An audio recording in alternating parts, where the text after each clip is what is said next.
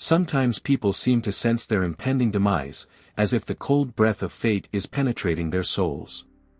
Undoubtedly, this prompts them to take any precautionary measures to avoid danger. However, as life experience shows, even the most meticulous preparations are not always capable of averting the inevitable, because, as they say, you can't escape your destiny.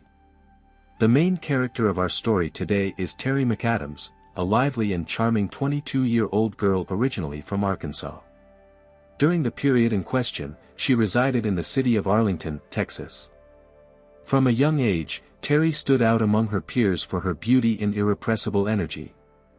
As a teenager, she often drove around the neighborhood in her own convertible.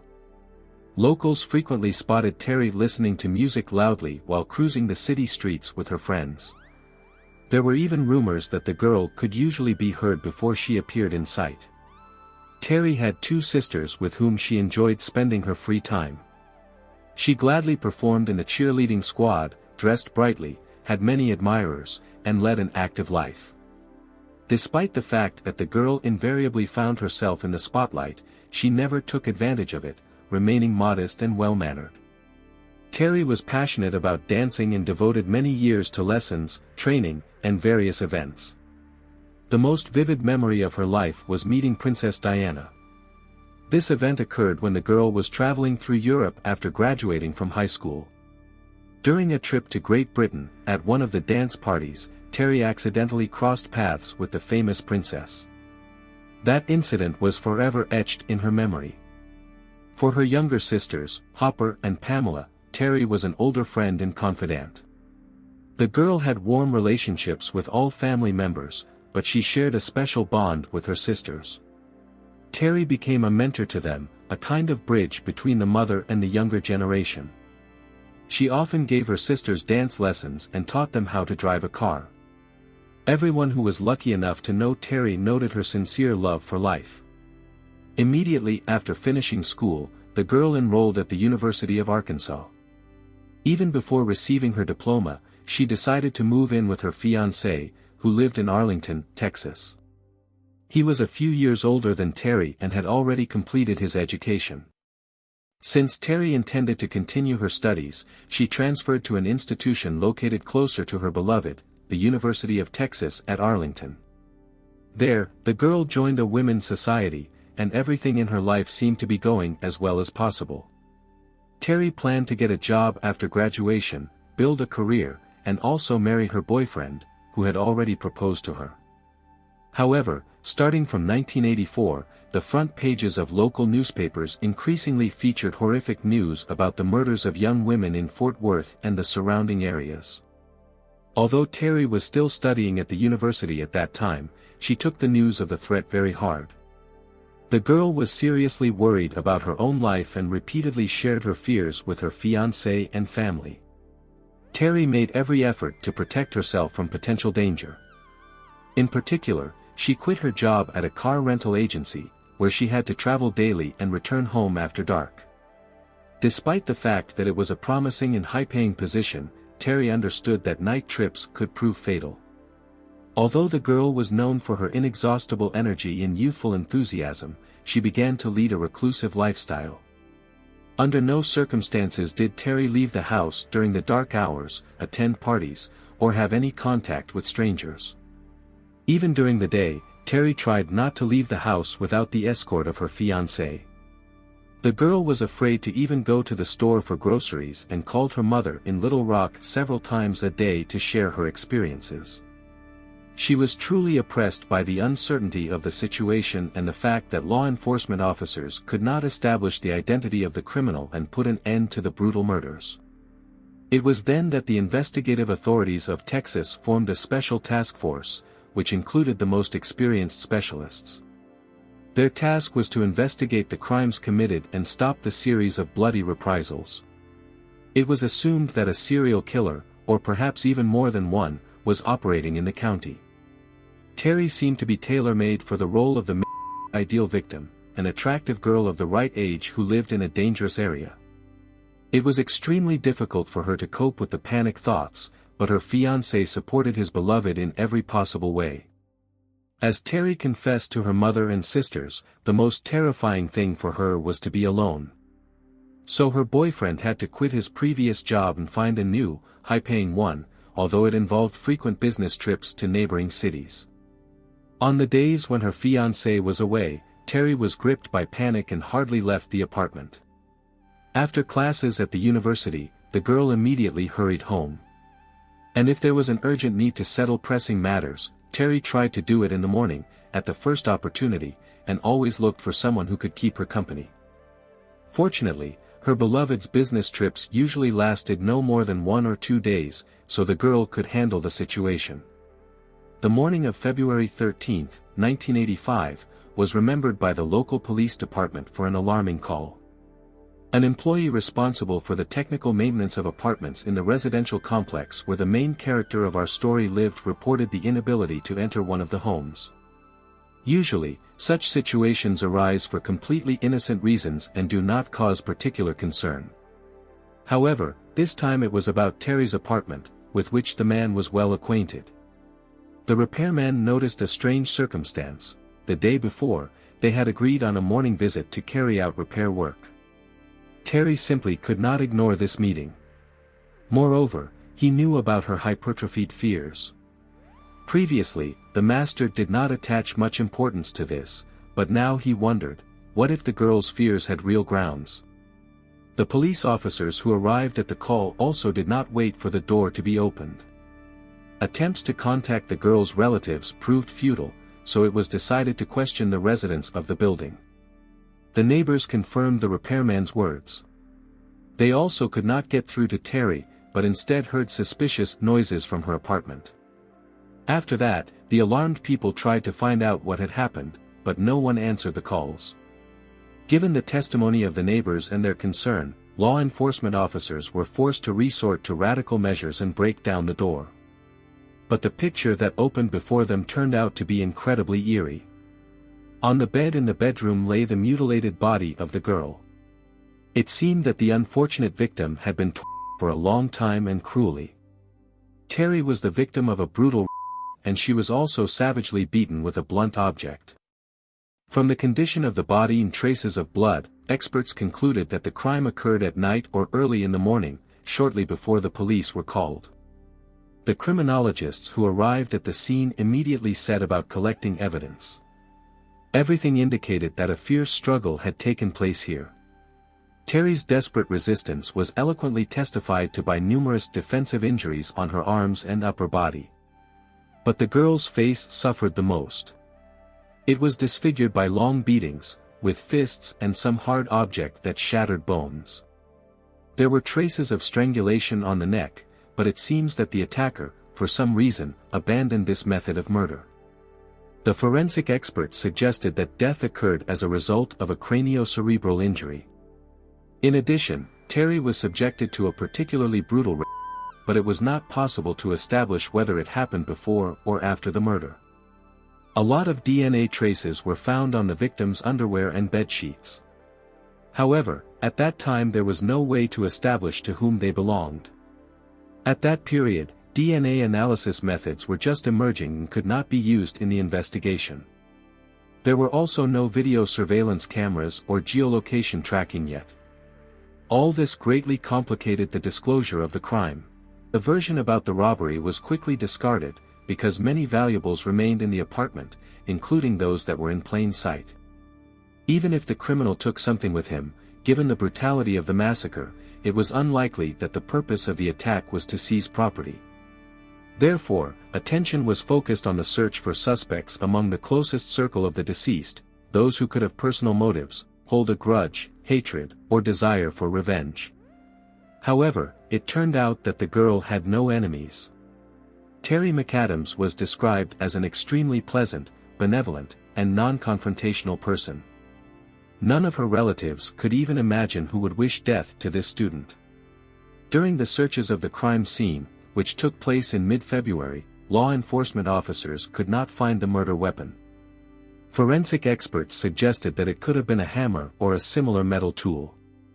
A cigarette butt was found in the apartment, although none of the residents were smokers. Most likely, it belonged to the killer. Unfortunately, the technological capabilities of that time did not allow obtaining a DNA sample. There were too few traces of saliva to obtain a significant amount of valuable information. The only thing the detectives were able to find out was the brand of cigarettes that the criminal smoked. Undoubtedly, one of the priority versions of the investigation was the involvement in the murder of a serial who had already committed similar crimes in this area. The police compared the details of the crime and the method of murder with other incidents that occurred nearby. There was a certain connection between them, because the handwriting matched, although not completely. Based on the data collected during the investigations of other cases, the detectives assumed that, most likely, the criminal was not familiar with his victims. The attacks occurred spontaneously. The killer tried not to leave traces and not attract the attention of neighbors, so he penetrated the apartments through the balcony doors, and not the main entrance. A clear imprint of the criminal was found on the outer window frame. It seems that he climbed a tree that grew a few meters from the wall of the apartment building. Unfortunately, apart from these few facts, the investigators were unable to obtain more valuable information. It was necessary to conduct a more thorough analysis, in particular, a forensic medical examination of the body. Investigators spoke with the relatives of the deceased, paying special attention to the girl's mother and sisters, with whom she had the closest ties. They were all shocked by what had happened. As far as those close to her knew, Terry could not have such fierce enemies who would dare to take her life. It also seemed strange that the girl seemed to anticipate her own death. She was wary of leaving home, afraid of becoming a victim of an attack, but despite this, she was killed in her own apartment. News of the incident spread like lightning through the city, and the local community began to say that a who could penetrate any dwelling was definitely operating in their area. People assumed that he was hunting for pretty girls, tracking them down, lying in wait for them, and attacking. Residents finally became convinced that no one could feel safe, and young women risked becoming the next victims of bloody reprisals. And, like most people in such situations, they decided to take protection into their own hands. Over the next few months, the sale of weapons and ammunition in local stores increased significantly. Many people were arming themselves, and the public was putting more and more pressure on the police, demanding results. The county sheriff appeared on local television, urging everyone who had even the slightest information about the crime to report it to law enforcement. As soon as Terry's murder was reported in the local news, calls from citizens began to come to the police department. However, this did little to help the investigation progress in solving the case. At a certain stage, one of the main suspects was Terry's fiancé. But from the very beginning, this version looked unpromising. Investigators tried to fit the young man into the picture of the crime, trying on the psychological portrait of the killer in order to close the case faster and calm the public. But it turned out to be impossible. No one from the girl's inner circle could believe that her beloved was capable of such a beast. As soon as the alibi about the fiancé's business trip was confirmed, they left him alone. The young man was indeed outside the city, and the murdered girl was just about to meet him at the airport at the moment when the police found her body. Detectives questioned the girl's relatives to reconstruct the chronology of events on that tragic day. On the morning of February 13th, Terry went to study. Around 4 o'clock in the afternoon, she left the university, got into her car, and headed home. At home, the girl changed clothes and went shopping, again in her own car. Terry was alone, although she usually tried to take her friends with her, but this time they were all busy. Terry's primary destination was the nearest grocery store. The girl needed to buy ingredients because she was planning to bake a festive cake for her fiancé for the upcoming Valentine's Day. He was just about to return from another business trip the next morning. The young man arrived home just a few hours later when forensic experts were already actively working at the crime scene. The supermarket cashiers confirmed that they saw the girl at the checkout and provided a receipt that certified her purchases. The ingredients for the cake were indeed among the purchased goods. It was established that Terry left the store at about 6:30 in the evening. Investigators questioned everyone who could have crossed paths with the girl at that moment, hoping that someone had noticed something suspicious, such as a stalker following her or something similar. But no one noticed anything alarming. According to eyewitnesses, it was an ordinary shopping trip. Terry behaved calmly, paid at the checkout, and drove away. It seemed that no one was following the girl. After returning home, she did not leave the apartment again. In the morning, Terry had an appointment with an electrician because she had problems with the wiring.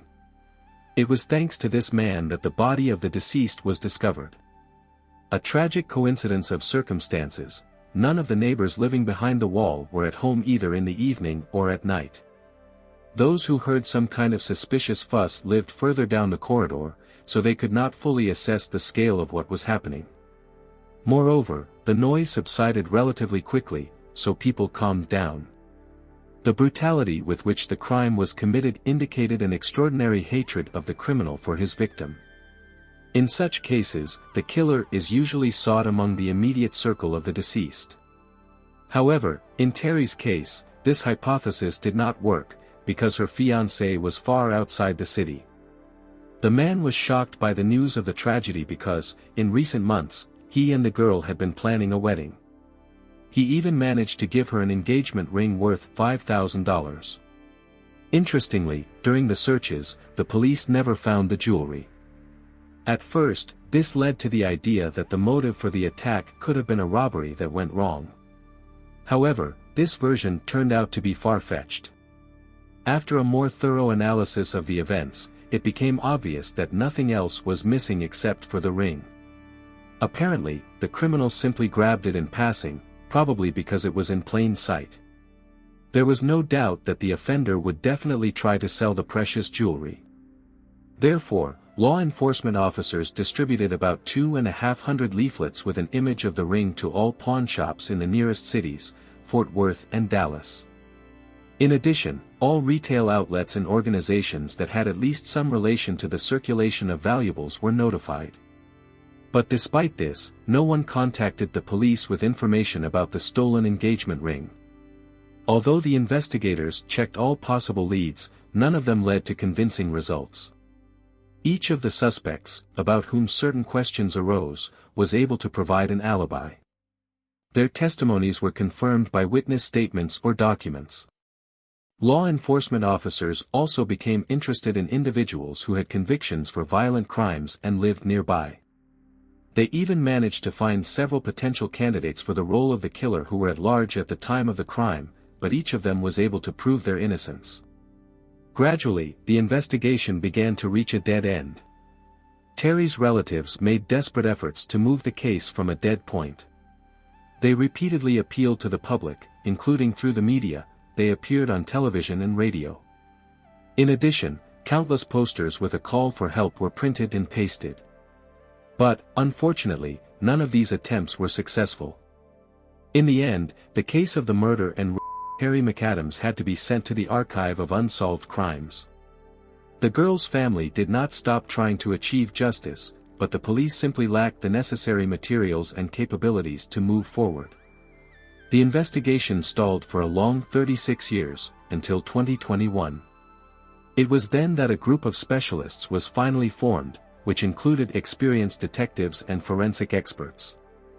Their task was to take a fresh look at long-forgotten cases and crimes, armed with the most modern technologies. Among these cases was the murder of Terry McAdams. Law enforcement officers were provided with innovative DNA research methods that allowed them to look at old evidence from a different angle. The criminal's biological material remained on the victim's underwear and sheets. The girl desperately resisted, so particles of the attacker's skin were found under her nails. The cigarette butt, which was stored in the archives, was also sent for examination. After all, the killer's saliva could have remained on it. A comprehensive analysis made it possible to compile a profile of the likely criminal. However, when the data obtained was compared with the Cody's database, which contained information about registered offenders, no matches were found. Terry's relatives hoped that they would finally get answers to the questions that had been haunting them for long decades. But, despite all the enthusiasm, the investigation stalled again, for at least a few more years. Fortunately, work on the case never stopped for a moment. Eventually, it was decided to try an innovative approach, to use DNA genealogy technology. But the help of the FBI was needed for this. Having tried all possible options, in August 2023, the local police department contacted the Federal Bureau of Investigation in Dallas with a request for assistance in the Terry McAdams case. It was planned to conduct a genetic study of DNA samples taken at the crime scene and from the victim's body in order to compile the offender's family tree. This made it possible to go beyond the Cody's database, which contained information only about individuals who had already committed offenses. DNA genealogy significantly increased the chances of finding all the killer's relatives, at least the closest ones. And already having this data, it was easier to calculate the identity of the criminal. This approach is considered much more effective because there are databases in which people voluntarily leave their DNA samples. At the time of the study, this database was so extensive that the probability of finding a match was close to 100%.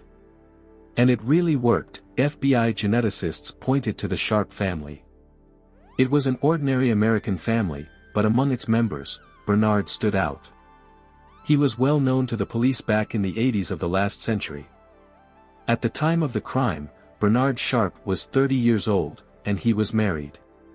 The most amazing thing was that the man was acquainted with Terry and her fiancé. Moreover, they were quite close neighbors.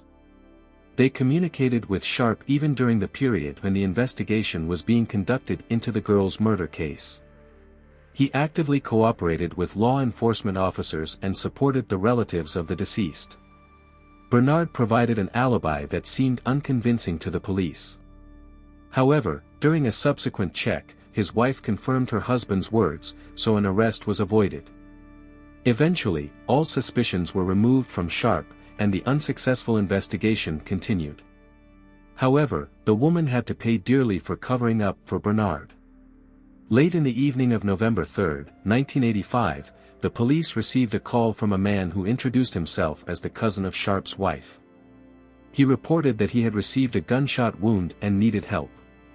As it turned out, there was an armed criminal in the house who attacked the cousin's wife, her friends, and the man himself. When law enforcement officers arrived at the scene of the tragedy, everything there resembled a bloody massacre. According to the wounded witness who called the police, late in the evening he returned home with his wife, her friend, and sister. The offender was already waiting for them in the dwelling, keeping his weapon at the ready. He opened fire, instantly taking the lives of 2 women and wounding the cousin. Despite the injury, the man managed to escape from the scene of the massacre and get to a neighbor. Fortunately, the wound turned out to be minor, and the cousin was convinced that he remained alive only because he was not the main target of the criminal. It seemed that Bernard did not expect that another man would be present in the house.